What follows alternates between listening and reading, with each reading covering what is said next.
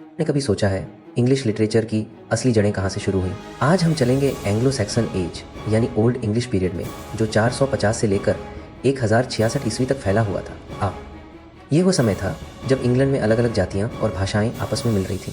Germanic tribes जैसे angle Saxons और Jutes अपनी बोली लेकर आए। बाद में वाइकिंग से ओल्ड नॉर्स शब्द आए और चर्च के कारण लैटिन का भी गहरा प्रभाव पड़ा। यानी ओल्ड इंग्लिश कोई शुद्ध भाषा नहीं थी, बल्कि भाषाओं का संगम थी, जो आगे चलकर आधुनिक इंग्लिश की नींव बनी।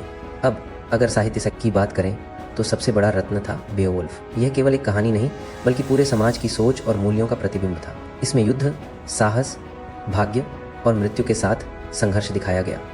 उस समय के लोगों के लिए कविता सिर्फ मनोरंजन नहीं थी, बल्कि इतिहास और संस्कृति को याद रखने का तरीका थी। एंग्लो सैक्सन समाज एक योद्धा समाज था, जहां निष्ठा, साहस और यश ही जीवन का आधार थे। लेकिन जैसे जैसे क्रिश्चियनिटी का प्रसार हुआ, वैसे वैसे उनकी रचनाओं में धार्मिक भावना और नैतिक शिक्षा भी आने लगी। ओल्ड इंग्लिश कविता की एक खास विशेषता थी एलिट्रेशन, यानी एक ही ध्वनि की पुनरावृत्ति।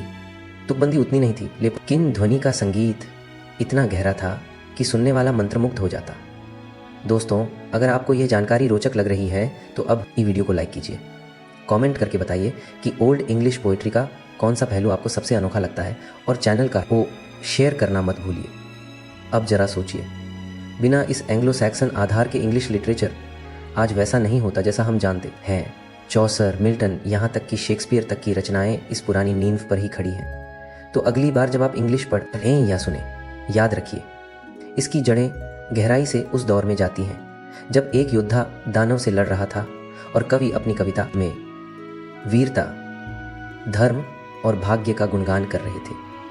अगर आपको ये सफ़र पसंद आया हो तो लाइक, कमेंट और शेयर करना न भूलें, और सब्सक्राइब ज़रूर कीजिए ताकि लिटरेचर की और भी रोचक यात्राएं हम साथ में कर सकें।